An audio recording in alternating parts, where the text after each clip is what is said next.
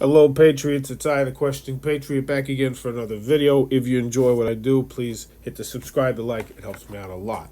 So today, I want to talk about just the absolute mess that's going on in Portland right now. Because if you haven't been watching the videos, if you haven't been paying attention to the news, you might be missing out on it. And I want to make sure you got your eye on the ball here. Because things are getting really bad in Portland. So this is an opinion piece from Fox News. William McGurn, Portland's mayor won't stop the violence. Why should Trump let him off the hook? Trump could be blamed for problems he did not create, even as he relieves those who did create them. And I'll explain that all in a second. So pretty much in Portland right now, Antifa is now a full-blown terrorist cell. And no, I'm not exaggerating by any stretch of the imagination. If you haven't seen my video from yesterday, watch it. See the 6-minute video that the Chicago police released, where you can see Antifa was clearly very well organized, large, and what they did, and actually you can see in this video right here, you can see in the picture of the video a little bit, is they all had these umbrellas on, and they sneaked up on police officers who are guarding a statue. They had this giant sign, like a huge, massive sign. It would cover like a whole freeway that a bunch of people were carrying, and behind that sign were these people with these black umbrellas you see in the picture right here. And then once they got close enough to the officers, they started hurling rocks and frozen water bottles at these police officers. And if you look at the police officers on the right side, they are not prepared for this. They're not even wearing helmets, no head protection at all. It was designed to hurt these men. They were not trying to tear down the Christopher Columbus statue. They were trying to hurt and kill police officers. So that's pretty much representation of where we are in Portland, if you were not up to speed on it. So what happened was, and this was a big deal last week and earlier this week, was that our president sent some unmarked federal agents in and started capturing the heads of these organizations. Kind of like what we do for terrorist organizations, which Antifa has proven themselves to be now. Okay? So our president is coming in there and essentially cutting off the heads of these snakes.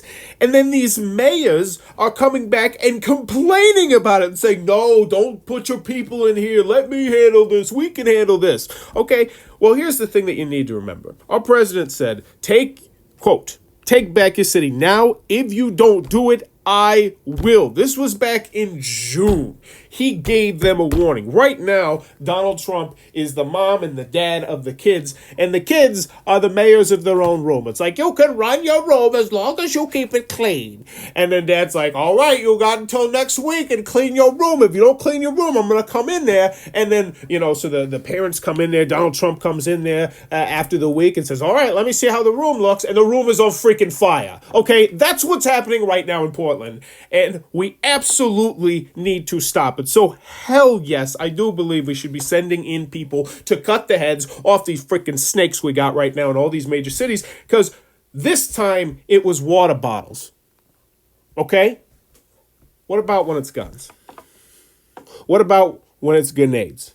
What about when it's one of these douchebags who walks up to the police officer and says, I'm not touching you, and they have to pepper spray the moron, but this time the moron has explosives on him, because he wants to be the most woke liberal he can possibly be. He wants to be a martyr. He wants to blow up the statue, and he deep in his head believes that the statue they're going to put up afterwards, maybe in 10, 15 years, is going to be a statue of him, because he was the one who signaled the real new war, or some other bull crap like that. It's scary. It's scary out there, and we need to be on top of it. And so I'm very proud that our president is doing that. But also, this raises the question of, should we start looking into a way to punish these mayors? We don't want to punish the people, but punish the mayors and say, all right, your deputy mayor, you are out. Your deputy mayor is in, because we obviously can't just throw them out and say, oh, here, we're going to put in new leadership. That's a straight up coup.